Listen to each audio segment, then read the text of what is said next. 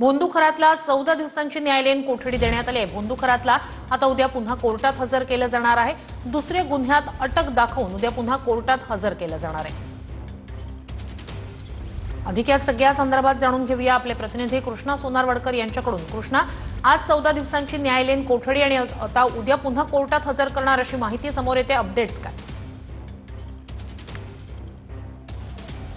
श्रोते, आपण पाहतो की भोंदू अशोक खरातला कोर्टामध्ये हजर केल्यानंतर आजची सुनावणी ही अगदी काही मिनिटांमध्ये संपली। कारण स्वतः एसआयटीच्या तपास अधिकारी किरण सूर्यवंशी यांनी आरोपीला न्यायालयीन कोठडी देण्याची विनंती केली। त्याचबरोबर दुसऱ्या गुन्ह्यामध्ये आम्ही अटक करत आहोत याची देखील माहिती कोर्टात दिलेली आहे। आणि आता अशोक खरातला नाशिकच्या कारागृहामध्ये पाठवलं जाईल। त्यानंतर उद्या सकाळी पुन्हा त्याला ताब्यात घेऊन दुसऱ्या गुन्ह्यामध्ये अटक दाखवलं जाईल।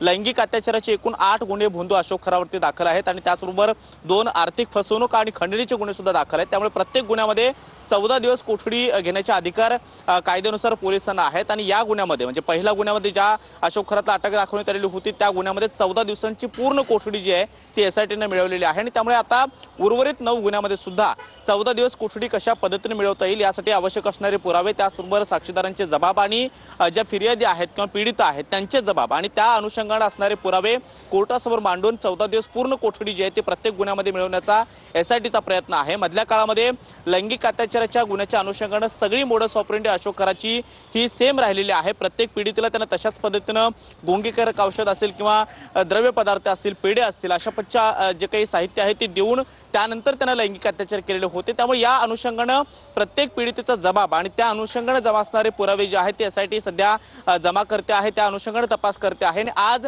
कोर्टामध्ये आपण पाहतो की पहिल्या या गुन्ह्यामध्ये 14 दिवसांच्या कोठडीचा कालावधी संपल्यानंतर त्याला 14 दिवसांची आता न्यायालयीन कोठडी नक्कीच कृष्णा, अपडेट्स घेत राहणार आहोतच। तूर्तास धन्यवाद।